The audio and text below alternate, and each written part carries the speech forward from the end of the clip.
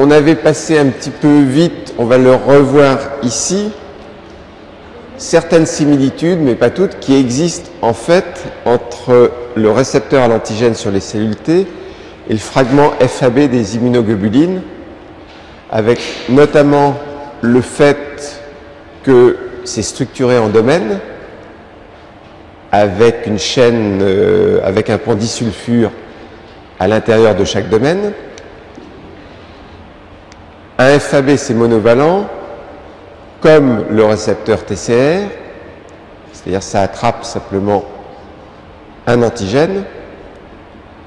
Pas de région constante alternative, ça c'est la différence en fait avec les fragments FAB. Jamais sécrété, alors que l'immunoglobuline, dont le fragment FAB pourrait être sécrété. Chaîne avec pont disulfure, ça on l'a vu, ça existe. Très courte queue intracytoplasmique pour le TCR. Acide aminé positivement chargé dans la région transmembranaire, TM. Et par contre, ce qui est semblable entre le fragment FAB et le TCR, c'est que le site de liaison de l'antigène c'est fait donc de régions V-alpha variables et V-bêta juxtaposées. Pour le TCR, pour le FAB, c'est VL et VH, bien entendu. Donc ça, c'était simplement un petit rappel, c'est ce qu'on avait fait dans la dernière seconde du précédent cours. Et en fait, maintenant, ce que l'on va voir, c'est le rôle du TCR dans la reconnaissance de l'antigène peptidique associé, bien entendu, aux molécules du complexe majeur d'histocompatibilité. Alors, c'est devenu très clair, mais assez récemment, moins d'une vingtaine d'années, vous me direz, c'est long, 20 ans, que c'est effectivement ce récepteur qui est bien responsable pour la reconnaissance du peptide, et ceci de façon spécifique, mais si ce peptide est bien présenté par une molécule du complexe majeur d'histocompatibilité du SOI. Alors, si on regarde en fait les régions du TCR qui sont responsables pour cette reconnaissance, vous avez bien entendu les régions CR1, CR2, CR3 que vous voyez ici apparaître en fait en rouge. Vous avez un CR1, un CR2, un CR3 pour V-alpha et pareil un CR1, un CR2, un CR3 pour V-bêta. Et si on regarde comment ça se passe, qu'est-ce que reconnaissent chacune de ces régions CDR, on s'aperçoit en fait que CDR1, je ne sais pas si on va le voir ici, celui-ci je l'ai rajouté simplement pour vous faire souvenir que sur V-bêta, il y a une région CDR4. Donc je l'ai mis en tout petit là ici, souvenir qu'il existe. Et si on regarde chacune de ces boucles que vous retrouvez ici, ce qu'elles reconnaissent, on va le voir, CDR1 en fait, et les CDR1, ça reconnaît l'extrémité du peptide qui est lié. Donc CDR1 ici est en jaune. Le peptide, vous le voyez aussi, il est un petit peu blotti en jaune. Donc CDR1, c'est l'extrémité du peptide, ici. Okay. CDR2, ça reconnaît des hélices, en fait, de la molécule du complexe majeur d'histocompatibilité. Donc ça, il faut regarder ce qui se passe ici en vert. L'hélice, elle est là, c'est bien CR2, c'est CDR2 qui la reconnaît. Alors que CDR3, en fait, ça reconnaît, et c'est important, plutôt le centre du peptide.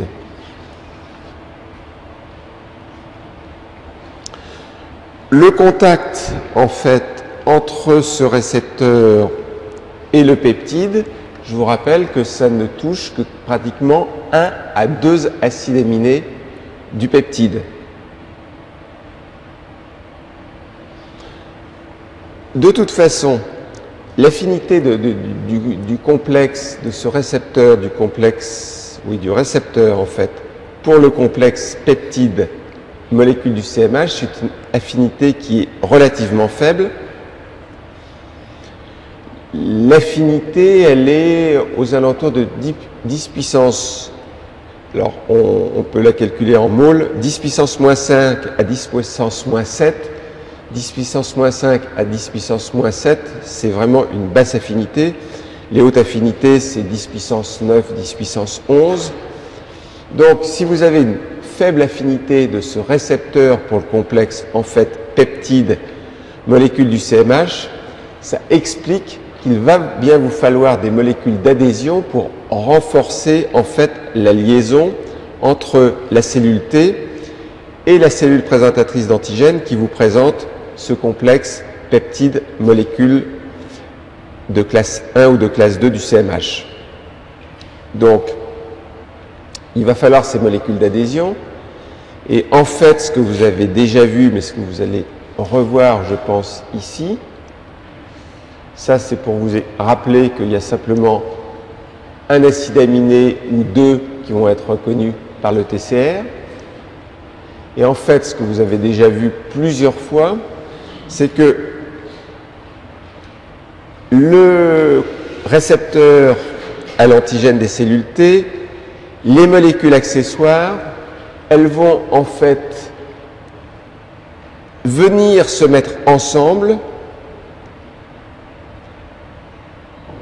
pour qu'il y ait la liaison en fait avec le ligand. Donc ce que je suis en train de vous dire, c'est que ces molécules accessoires que vous voyez ici, que l'on va détailler avec le récepteur, viennent se mettre en contiguïté pour faire ce que vous avez déjà vu, c'est-à-dire la synapse immunologique. La synapse immunologique. Donc cette espèce de structure que l'on appelle une structure supramoléculaire quasiment, où ces différentes molécules viennent se mettre les unes à côté des autres. Alors,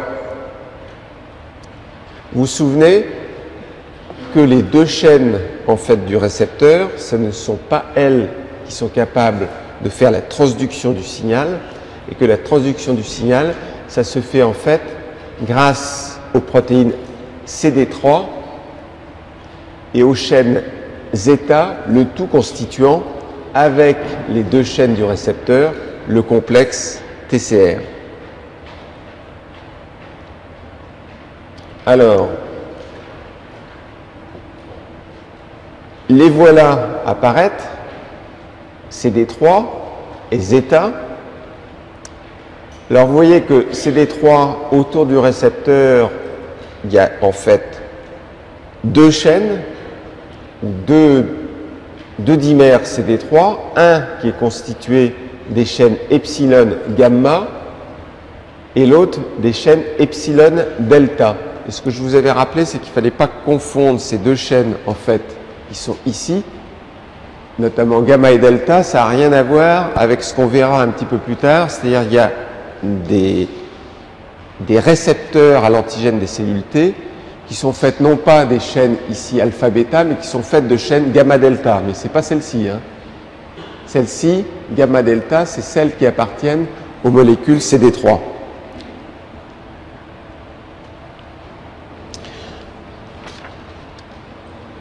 Donc, que ce soit CD3 epsilon gamma ou que ce soit CD3 epsilon delta, ce sont en fait des hétérodimères, alors que les chaînes zeta, ça fait un homodimère zeta-zeta.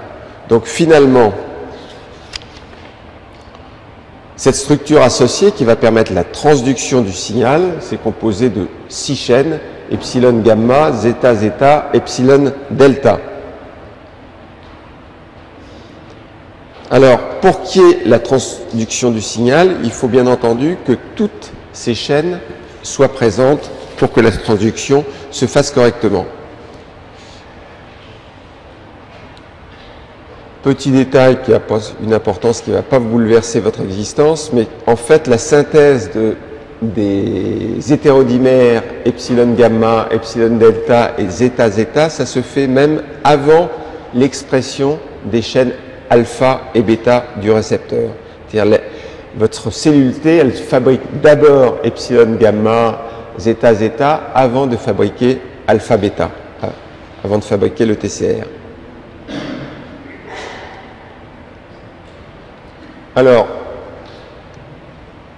la fonction en fait de CD3 et de zeta, ici on va le voir, ça va être de faire la transduction du signal. Alors, pourquoi vous êtes obligé de faire ça? Tout simplement parce que le TCR, qui a une toute petite région intracytoplasmique, c'est pas lui qui peut transduire le signal, donc vous avez besoin de ces chaînes gamma, delta, epsilon, zeta. Alors on va regarder un tout petit peu comment ça se passe. Vous voyez apparaître ici TCR alpha bêta. Ici on fait apparaître, elles étaient apparues avant les autres d'ailleurs, il faudrait que j'inverse l'ordre d'apparition de ces chaînes, puisque je viens de vous dire qu'elles sont apparues. Et pour transduire le signal, donc là j'ai fait disparaître, quand je dis j'ai fait, là c'est le professeur de l'autre université que je vous donne. Pour la transduction du signal sur, en fait, CD3, plutôt sur epsilon, delta, epsilon gamma, sur zeta, il y a en fait des domaines un petit peu particuliers que l'on appelle les domaines ITAM, pour immunorécepteur tyrosine base activation motif. Et ces motifs que vous retrouvez, donc il y en a 10 ici, c'est des motifs qui sont extrêmement importants justement pour la transduction du signal. Alors, si on regarde ici, transmission des signaux, on verra un tout petit peu plus tard, dans 3 secondes exactement, qu'il va falloir également, pour transduire le signal, que vous ayez une molécule qui n'est pas encore apparue, mais que vous connaissez déjà, qui est CD4 et CD8. Mais là, pour transduire le signal, qu'est-ce qui se passe? Il y a une activation précoce de la cellule T. Alors là, vous avez des kinases qui sont associées au récepteur et qui s'accumulent sous la membrane. Ces kinases, comme par hasard, vous avez FIN, vous avez LCK, vous avez ZAP70. Elles viennent en proximité immédiate des domaines cytoplasmiques des complexes TCR CD3. Vous les voyez ici, elles sont venues exactement sous la membrane. Hop, ici. Ensuite, qu'est-ce qui se passe? Vous avez ici la cellule présentatrice qui va par exemple présenter le peptide par l'intermédiaire d'une molécule de classe 2. Vous avez ici la présentation. À ce moment-là, ce qui se passe, je ne vais pas rentrer dans les détails de ça, mais dès que vous avez cette liaison, vous avez ici une phosphatase qui s'appelle CD45 qui active des kinases. Par exemple, elle active ici FIN, cette kinase-là. Ensuite, il va y avoir des cascades d'activation parce que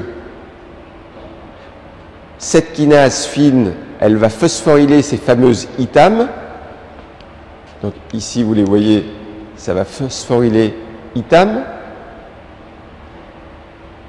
Bien. Ensuite, il va y avoir l'activation de ZAP70. Ça, c'est un nom qui est sympathique, ZAP70. Et cette activation ZAP70, elle se fait parce que, en fait, le corécepteur CD4 dont on va parler tout à l'heure, je vous dis tout de suite qu'il y a une petite subtilité, on parle de corécepteur, ça c'est CD4, et on va parler tout à l'heure de récepteur coactivateur. C'est pas la même chose. Là, on parle de corécepteur. Et c'est à partir du moment, hop, je recule, où CD4 vient se lier, vous savez, par exemple à la molécule de classe 2 du CMH.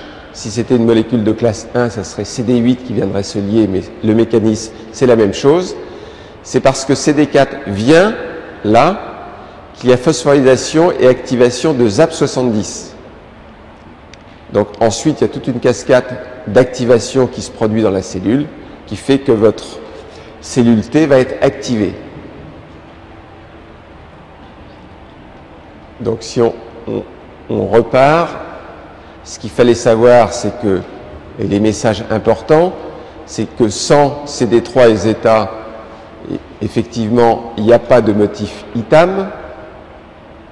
Sans motif ITAM, ici, il n'y aura pas d'activation, de cascade d'activation, notamment de kinase, et vous avez également besoin de CD4.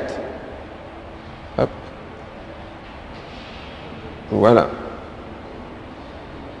Bien. Alors, j'avais pris soin de vous dire, faites attention, parce que il y a d'autres récepteurs à l'antigène qui sont portés en fait par moins de 5% des cellules T. C'est des récepteurs que l'on appelle gamma delta. C'est moins de 5% des cellules T de façon générale qui sont gamma delta. Ces cellules T, elles ont une particularité, c'est que leur majorité n'exprime pas CD4 ou CD8, première chose.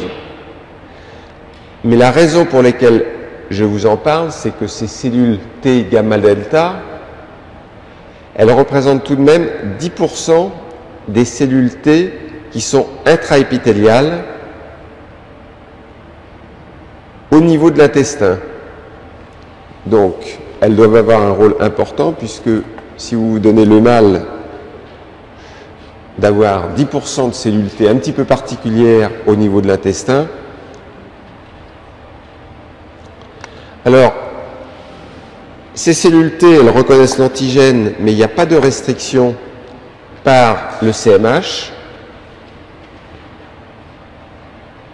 Et elles reconnaissent des structures, notamment microbiennes, qu'on appelle les heat shock protéines. Les protéines de choc à la chaleur. Et la dernière chose qu'il faut savoir sur ces cellules gamma T, c'est que la diversité en fait du récepteur gamma T, des régions variables, est assez faible.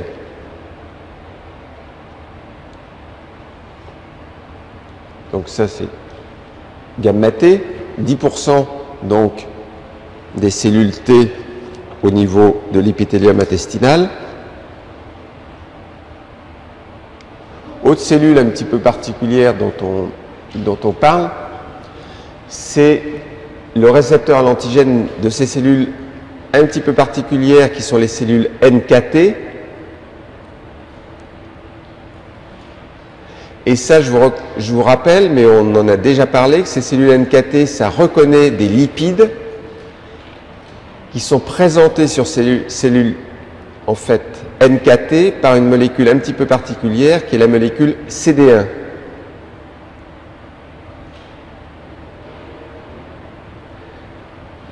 Et ces cellules NKT, elles sont capables de produire, on va beaucoup en reparler un petit peu plus tard parce qu'on va beaucoup parler de cytokines, ça c'est assez marrant.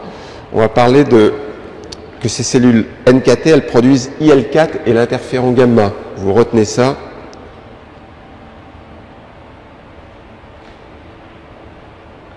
Alors, on en arrive au point un petit peu plus délicat, qui sont plutôt la distinction qu'il faut faire entre les corécepteurs et les récepteurs costimulateurs. Oh, Sioux.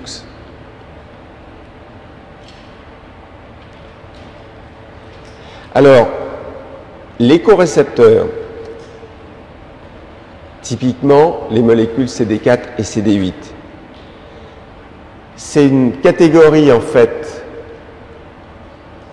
de molécules membranaires qui augmentent en fait la signalisation par le TCR, et on parle de corécepteurs parce que, et vous le voyez ici, elles viennent au contact des molécules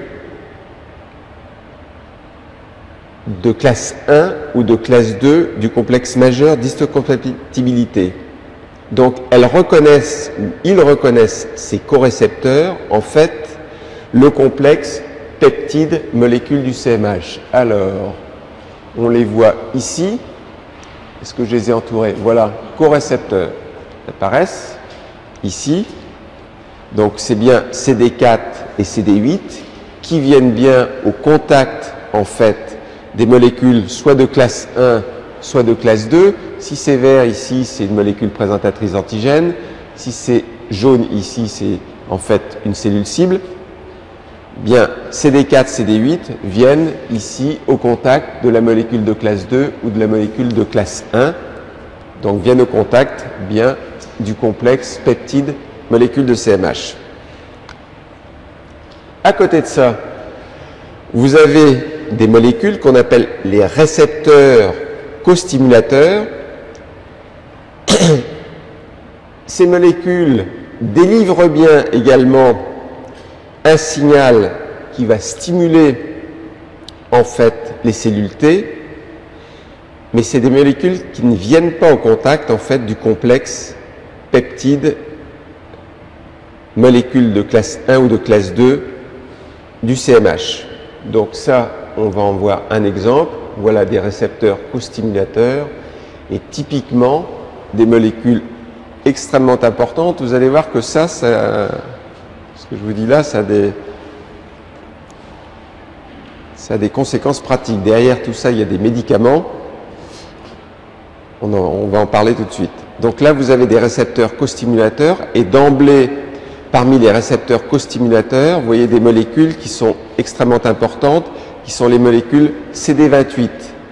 Donc les molécules CD28, ici, c'est un lymphocyte auxiliaire, ici, c'est un lymphocyte cytotoxique.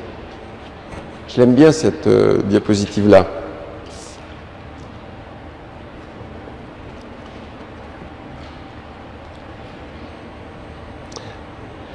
Autres molécules qui sont importantes, c'est des molécules dont on va parler, qui sont les chimiokines. Et les récepteurs aux chimiokines. Bien. Alors, ça on en parlera un petit peu plus tard. On revient ici à CD4 et CD8, donc aux corécepteurs.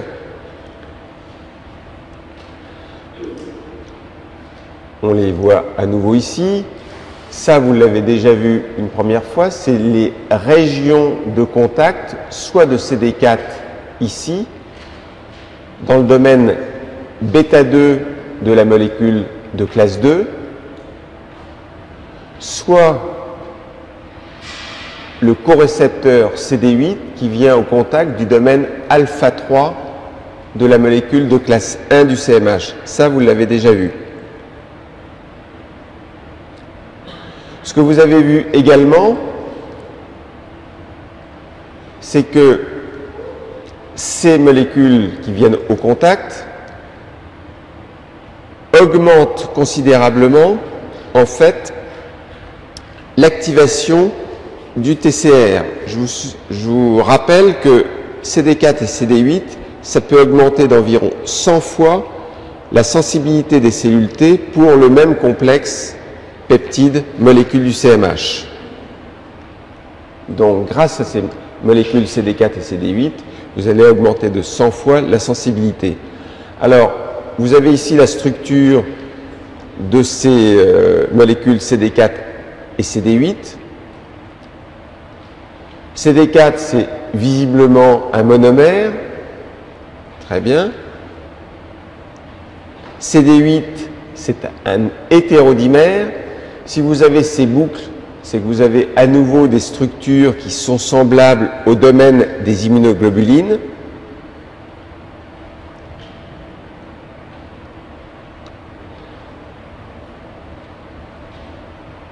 Autre chose qu'il faut savoir, c'est que dans le sang, ça, tiens, ça peut faire une question. Dans le sang, combien y a-t-il de pourcentage de molécules ou de cellules T qui portent CD4 ou CD8, en fait, il y a 35% dans le sang de cellules qui sont CD8 et 65% de CD4. Ce qui veut dire que dans le sang, vous avez beaucoup plus de cellules T, en fait, auxiliaires, que de cellules T cytotoxiques. Donc, dans le sang, 35% de CD8, 65% de CD4.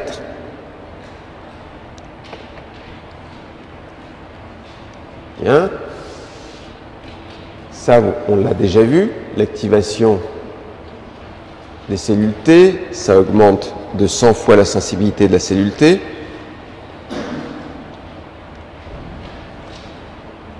Une chose qu'il faut souligner, c'est aussi à savoir, c'est qu'une petite particularité tout de même extrêmement importante, c'est que une fonction qui est bien évidemment pas une fonction physiologique de CD4, mais il se trouve que CD4 est un des récepteurs pour le virus HIV. La molécule CD4, c'est une porte d'entrée pour le virus HIV. Alors là, vous avez le virus HIV en vrai. Vous aurez un cours dessus. Vous avez ici le virus HIV en schéma. On en parlera assez rapidement. Vous avez ici une vue du virus HIV pas très sympathique. CD4, c'est un récepteur pour ce virus HIV. Bien. On a parlé de CD4 et CD8, très bien. Maintenant, on parle des récepteurs costimulateurs et vous avez vu apparaître une molécule qui est extrêmement importante, qui est une molécule donc ici, qui est la molécule CD28. Alors,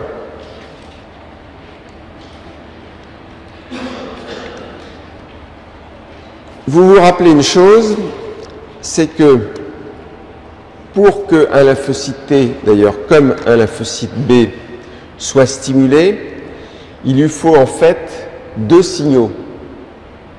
Alors, il y a un premier signal que l'on vient de voir ici, qui provient, ce premier signal, en fait, de la présentation du peptide par la molécule ici de classe 2, avec le corécepteur CD4 que l'on aurait pu placer ici. Ça, c'est le premier signal. Et puis, vous avez besoin de seconds signaux. Alors ça avait beaucoup interpellé un étudiant très sympathique de l'année dernière, comme vous, mais ces seconds signaux, ce n'est pas un second signal. Vous avez besoin d'un second signal, mais ce second signal peut être sous forme multiple. Ce second signal, ça peut être des protéines solubles qui sont produites par exemple par les macrophages et qui vont venir se fixer sur un récepteur, sur la cellule T. Alors ça va vous donner ce second signal qui est absolument indispensable. Et puis, ce second signal, il peut venir aussi parce qu'il y aura une interaction moléculaire, cette fois-ci entre une molécule ici qui va être la molécule CD28 et une molécule ici qui est sur la cellule présentatrice qui va être B7. Donc le message c'est vous avez bien besoin d'un second signal, mais ce qu'il faut bien comprendre, et ça c'est pas toujours bien expliqué, c'était pas clair, donc c'est pour ça que j'insiste, c'est que ce second signal, ça peut être soit des protéines solubles, soit des molécules costimulatrices. Donc celles auxquelles on va s'intéresser là, ce sont les molécules costimulatrices. Alors, molécules costimulatrices qui vont vous permettre, une fois que vous aurez eu ces deux signaux, premier, second, cette fois-ci les lymphocytes T vont pouvoir se multiplier. Et vous avez ici une cellule présentatrice d'antigènes, ici. Ah, il y a un petit hot là. Vous voyez là? Donc ça c'est important. Vous voyez apparaître ici une cellule T, vous avez ici le complexe qui se fait entre la molécule de classe 2, le peptide, le TCR. J'aurais pu rajouter CD4, mais ici, ce qui m'importe, c'est en fait les récepteurs co-stimulateurs, donc CD28, qui est un récepteur pour la molécule ici B7. Ça, ce sont des molécules qui sont extrêmement importantes.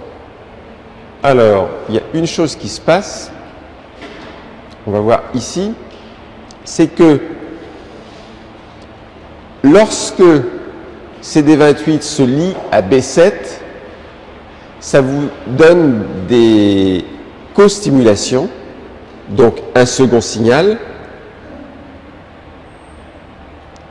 Mais il y a une subtilité, c'est que si vous regardez non pas à droite, mais ici à gauche, vous allez voir que la même molécule B7, elle peut se lier à un autre récepteur qui est CTLA4. Et la particularité, c'est que cette fois-ci, le signal envoyé par CTLA4, c'est un signal négatif.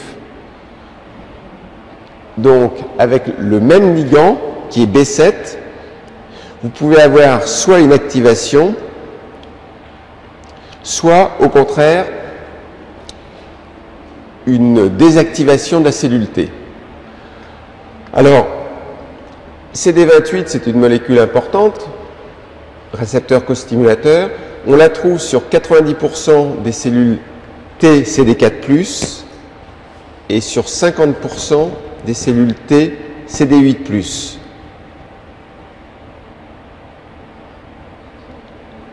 Donc CD28, 90% des CD4+, et 50% des CD8+. Alors là, je vous parle que de B7. En fait, ce qu'il faut savoir, c'est que B7, il y en a plusieurs. Il y a B7.1, B7.2, et que ces molécules B7, c'est exprimé sur toutes les cellules présentatrices d'antigènes, c'est-à-dire les cellules dendritiques, les macrophages, les lymphocytes B. Donc B7, vous le savez.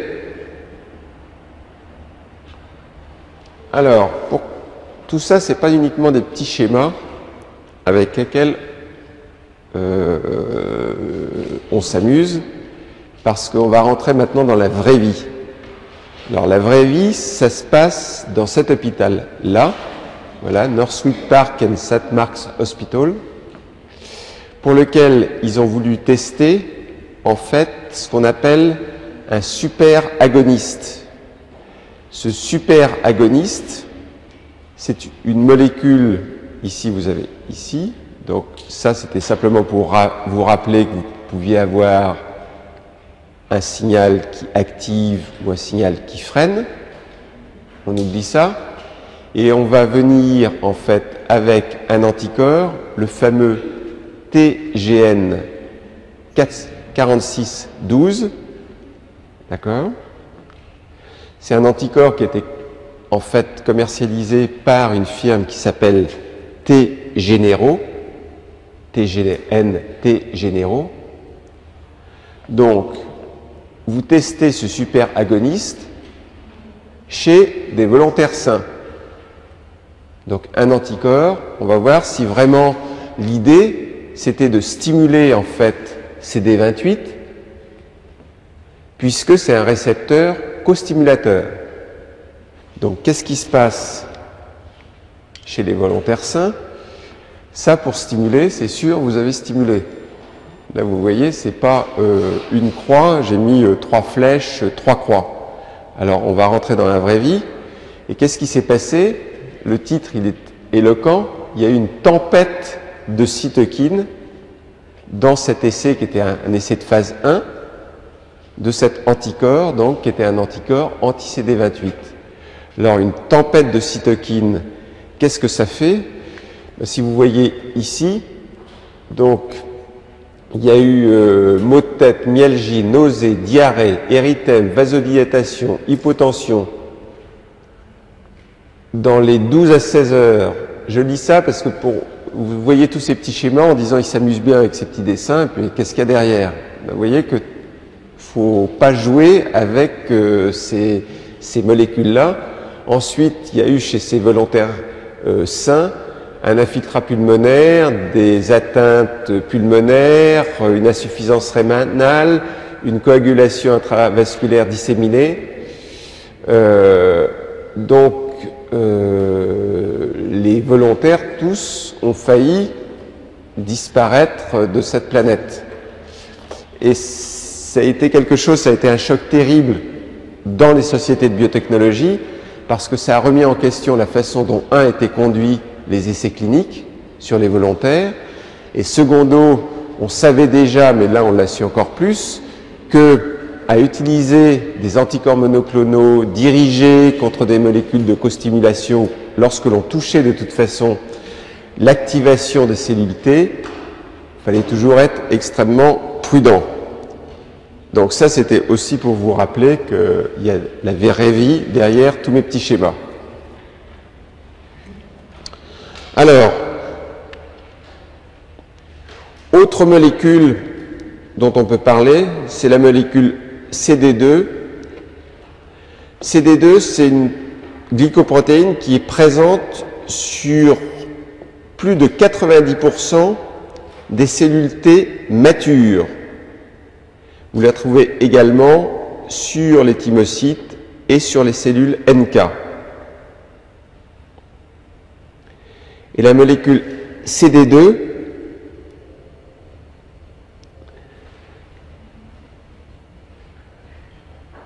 a un ligand particulier, et ce ligand particulier, c'est LFA3. Alors, on la voit ici, CD2. Donc CD2, je viens de vous dire que c'est une autre molécule qui est intéressante, dont il faut parler dans ces molécules accessoires.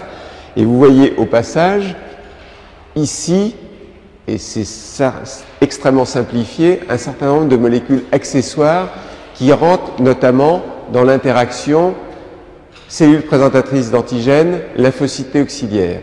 Celle dont je parle ici, c'est CD2. On a déjà parlé de CD3 TCR, on a déjà parlé de CD4, on a déjà parlé ici de CD28, de CTLA4. Là, je vous parle de CD2 en disant que CD2 va se lier à cette molécule qui est LFA3. Alors, pourquoi c'est chaud? On en reparlera. Parce que vous avez une maladie dont on a déjà parlé, qui est le psoriasis. D'accord? Donc, vous avez ici, donc, qui est une maladie auto-immune. Si c'est une maladie auto-immune, vous avez intérêt, en fait, à ce qu'il y ait une diminution de l'activation des cellules T. D'accord? Qui parle diminution de l'activation des cellules T, ben vous allez utiliser ce médicament. Donc vous commencez à voir les applications de tout ce que je vous ai dit en immunologie fondamentale. Ce médicament, Alefacep Amviv, qu'est-ce que c'est? On va le découvrir ici, pour le traitement donc, du psoriasis. C'est un médicament qui est tout de même assez coûteux, comme tous ces médicaments. Eh bien, ce médicament, c'est une protéine de fusion dimérique et c'est la portion extracellulaire de la molécule LFA3 qui se lie à CD2. Donc, on va revenir parce que c'est un petit peu compliqué. Donc, c'est toujours la portion extracellulaire donc de la molécule LFA3 qui se lie à CD2. Cette portion, toujours, quand vous faites ces chimères protéiques, vous faites toujours une liaison de la partie qui vous intéresse avec, en fait, un fragment FC d'une immunoglobuline. Ça, c'est pour prolonger la demi-vie. Alors, on va voir ça un petit peu plus. C'est toujours hot. Donc voilà. Voilà ici la portion de la molécule LFA3 qui va se lier à CD2. Vous mettez ici un fragment FC d'une immunoglobuline, donc vous avez une protéine chimérique que vous avez ici. Maintenant, on revient sur notre schéma Et ici, vous avez LFA3, vous avez ici CD2. En fait, avec mon anticorps, je viens bloquer CD2, voilà, puisque je viens prendre la place, en fait, de LFA3, ici, et bloquant avec mon anticorps CD2, je vais bloquer, en fait, empêcher cette interaction CD2-LFA3, donc je vais bloquer quelque part l'interaction entre le lymphocyte T auxiliaire et la cellule présentatrice d'antigène. Donc là, vous avez typiquement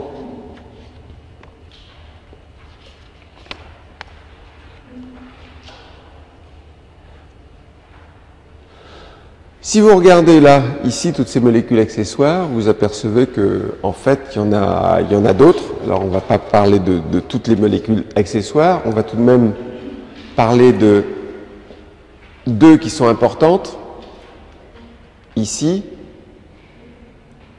qui jouent aussi dans les interactions moléculaires entre lymphocyte B et lymphocyte T. C'est CD40 ligand. CD40 ligand, c'est sur le lymphocyte T auxiliaire. Et le récepteur de CD40 ligand, c'est CD40. Et ce récepteur, il est sur les cellules B. Et je vous dis tout de suite, vous vous rappelez que la cellule B, c'est également une cellule présentatrice d'antigène. Vous vous souvenez de ça? Et vous voyez que dans l'interaction, et ça on le redétaillera, ça fera l'objet d'un cours, je pense que j'aurai pas le temps de les faire ce mois-ci, donc ça sera pour le mois de janvier, on verra à quelle vitesse j'avance. Mais vous voyez que dans l'interaction de la cellule B qui présente l'antigène, d'accord, comme une autre cellule présentatrice d'antigène, vous retrouvez maintenant des choses que vous connaissez bien, le complexe ici, vous retrouvez maintenant B7, CD28, CD28, vous avez vu ce que ça fait quand on y touche un petit peu trop. Donc B7, CD28. Et là, il y a une interaction extrêmement importante. C'est l'interaction entre CD40 ligand et CD40, le récepteur.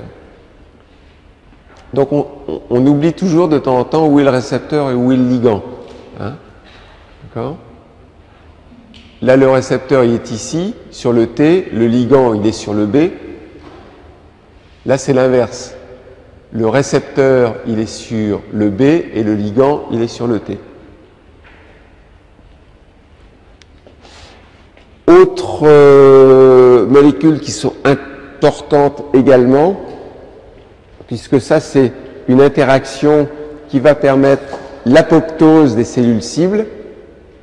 C'est un des moyens qu'utilise un lymphocyte T cytotoxique en mauve ici pour tuer une cellule cible. Ici, c'est l'interaction entre face ligand, donc le ligand qui est sur le lymphocyte T cytotoxique, et ici, la cellule cible qui a le récepteur face. Et l'interaction face ligand, ça peut induire l'apoptose. Donc ça, c'est des molécules dont je vous parle parce que vous allez de toute façon en réentendre parler plusieurs fois lorsque je vous ferai notamment les mécanismes. Là, ça sera les mécanismes d'action des lymphocytes cytotoxiques. Bien, ben on a fini le récepteur à l'antigène et les molécules accessoires des lymphocytes T.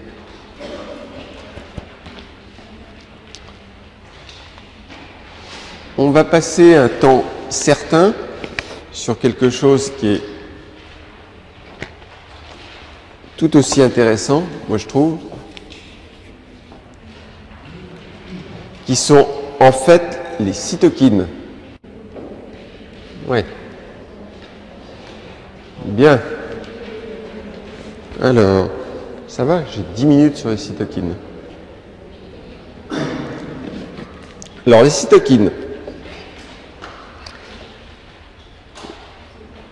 Les cytokines, peut-être qu'il faut que je redémarre ça, je sais pas.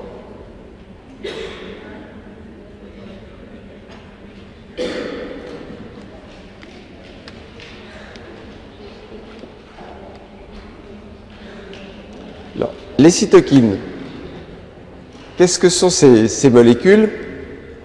Qui sont des molécules qui sont importantes à connaître parce qu'il y en a un certain nombre, pas toutes, mais ce sont des agents qui sont utilisés en thérapeutique ou ce sont des cibles d'agents thérapeutiques, des antagonistes. Donc, vous qui êtes tous futurs pharmaciens, il faut connaître ces cytokines parce qu'il y en a un certain nombre que vous vendez dans les pharmacies. Et en fait, ce sont des protéines qui sont sécrétées par les cellules de l'immunité innée ou de l'immunité adaptative et qui sont des médiateurs des fonctions de ces cellules. C'est-à-dire c'est elles qui servent en fait à ce que les cellules se parlent entre elles et qui modulent en quelque sorte l'activité de ces cellules. Alors, il y a un problème de nomenclature, une fois que l'on a dit que ce sont donc des protéines qui servent à moduler l'activité des cellules de l'immunité innée ou adaptative, il faut se retrouver en fait dans la nomenclature qui est un petit peu complexe.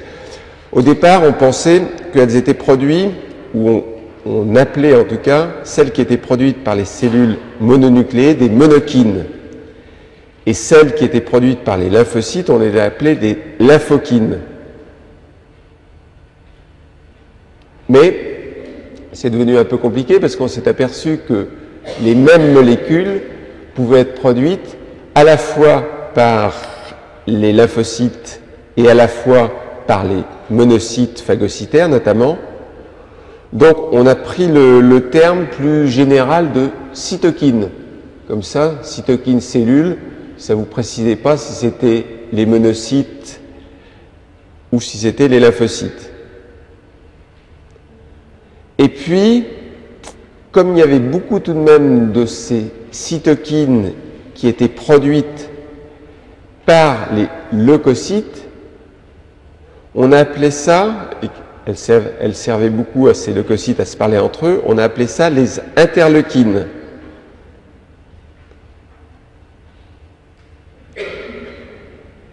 Alors, c'est pas un bon terme, mais c'est celui en fait qui est gardé, c'est-à-dire maintenant quand il y a une nouvelle cytokine qui apparaît, elle a toujours le nom interleukine plus un chiffre. Donc c'est toujours, on va vous parler de IL1, IL2, IL3, IL18, IL25, je ne sais pas à combien on va s'arrêter, mais maintenant la nomenclature qui est la plus adoptée, c'est la nomenclature des interleukines. Alors, c'est pas parfait parce que si ces interleukines, ça doit être produite essentiellement par les leucocytes, on sait aussi qu'il y a des cellules qui ne sont pas des leucocytes qui sont capables de les produire. Donc il n'y a aucune, je dirais, nomenclature qui est parfaite, il faut simplement essayer de s'y retrouver un tout petit peu. Alors ça, c'était simplement en guise d'introduction. Ces cytokines, ce que vous voyez ici en un petit peu plus gros, vous voyez, oui, c'est pas mal. Ça fait en fait un réseau de cytokines. Donc, vous voyez, elles sont toutes là. Et il va falloir qu'on arrive en à peu près 2 heures, je pense, on va faire, à s'y retrouver dans tout ce réseau-là. On va savoir ce qui se passe. Bien. Alors, pour comprendre ce qui se passe, il va d'abord falloir que l'on regarde plutôt les propriétés générales de ces cytokines. Alors, ces cytokines, ce sont en fait, on verra, des polypeptides qui sont produits en réponse à un microbe ou en réponse à d'autres antigènes et qui sont des modulateurs et des régulateurs de la réponse immune et de la réponse inflammatoire. La réponse inflammatoire étant bien entendu une réponse immune. Donc, c'est des polypeptides qui sont faut qu'il y ait une stimulation antigénique par les microbes ou par d'autres stimuli, et ça va vous moduler, vous réguler en fait ces réponses immunes ou ces réactions inflammatoires. Alors, première chose qu'il faut savoir de général sur ces cytokines, c'est que la sécrétion de cytokines, c'est un événement qui est assez bref et qui est limité dans le temps. Donc, il y a une synthèse de cytokines parce que une cellule du système immunitaire va être activée, va se mettre à synthétiser un polypeptide, et ce polypeptide va être directement l'agent qui va moduler l'action d'autres cellules, ou de temps en temps, cette cytokine, il va falloir qu'elle soit protéolysée, et c'est en fait le produit de la lyse du polypeptide qui va être, lui, la cytokine active. Alors, ici, il y a beaucoup de choses sur cette diapositive. Première chose, c'est qu'un certain nombre de cytokines ont une action qui est pléiotropique. Pléiotropique, qu'est-ce que ça veut dire? Ça veut dire qu'il va y avoir plusieurs actions. Regardez par exemple, donc je vous ai dit que beaucoup ça allait être IL plus un chiffre. Regardez l'IL4. L'IL4, on en reparlera. Elle agit sur les cellules B pour que ces cellules B produisent de l'IgE. Là, vous n'avez presque pas besoin de noter parce que tout est sur le schéma. Hein. Ou pléiotrope, c'est-à-dire je vais faire plusieurs choses. Également, la même cytokine, ça va agir sur les lymphocytes T auxiliaires. Et on sait vous allez voir qu'il y a deux sous-classes de lymphocytes T auxiliaires, les TH1 et TH2. Et là, IL4, c'est plutôt pour que les TH se différencient en TH2. Bien, pléiotrope. Autre action, ces actions, elles peuvent être redondantes. Qu'est-ce que ça va être redondant? C'est-à-dire deux cytokines différentes, IL2 par exemple et IL4, ça a une action redondante parce qu'elles vont faire la même chose. Quand on regarde leur action, que ce soit IL2 ou IL4, ça peut induire la prolifération des cellules B.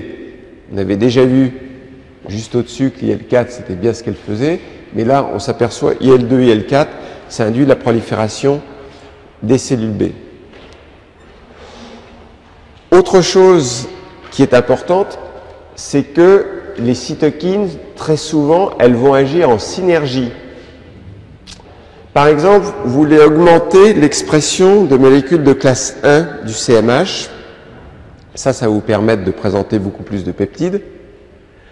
Pour augmenter l'expression de molécules de classe 1 du CMH, il y a deux cytokines qui peuvent le faire. Une interféron gamma, une TNF-alpha. Donc ça, c'est typiquement synergie.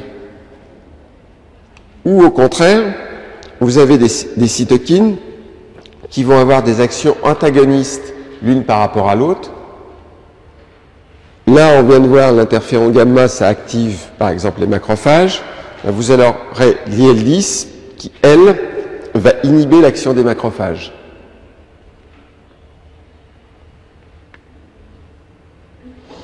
Donc, pléiotropisme, redondance, synergie, antagonisme. Autre chose qu'il faut savoir, c'est que l'action des cytokines, elle peut être soit locale, ça peut être une action autocrine, c'est-à-dire certaines cytokines, elles peuvent agir sur la cellule productrice. Ça veut dire que la cellule productrice a la capacité d'avoir à la fois la production de la cytokine et à la fois la production du récepteur pour la cytokine. Donc vous pouvez avoir une action locale qui est autocrine. Ça peut être local parce que c'est paracrine, c'est-à-dire que la cytokine va agir sur des cellules qui sont à proximité, ou ça peut avoir une action à distance, qui est une action, dans ces cas-là, endocrine. Et à nouveau, on retrouve cette notion de synapse. Synapse, c'est là où se concentrent en fait les récepteurs costimulateurs, les corécepteurs, tout le monde est là. Et ce qui est là également à l'intérieur de la synapse, ce sont plutôt, mieux, les cytokines avec leurs récepteurs. Donc tout ça dans la synapse. Alors, autre caractéristique générale des cytokines, c'est que ces cytokines, oui, il ne faut pas que je dépasse, on va terminer, elles ont en fait une forte affinité pour leurs récepteurs. Cette fois-ci, on est en mole, des affinités de l'ordre de 10 puissance moins 10 à 10 puissance moins 12 mole, ça c'est très fort.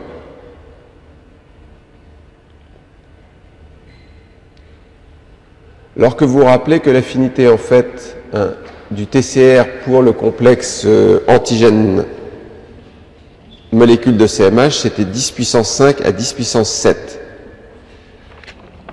Bien, là je ne veux pas, on va faire 2 heures d'immunologie, donc vous avez le droit à vos 10 minutes bien méritées, et on se retrouve à 10 heures.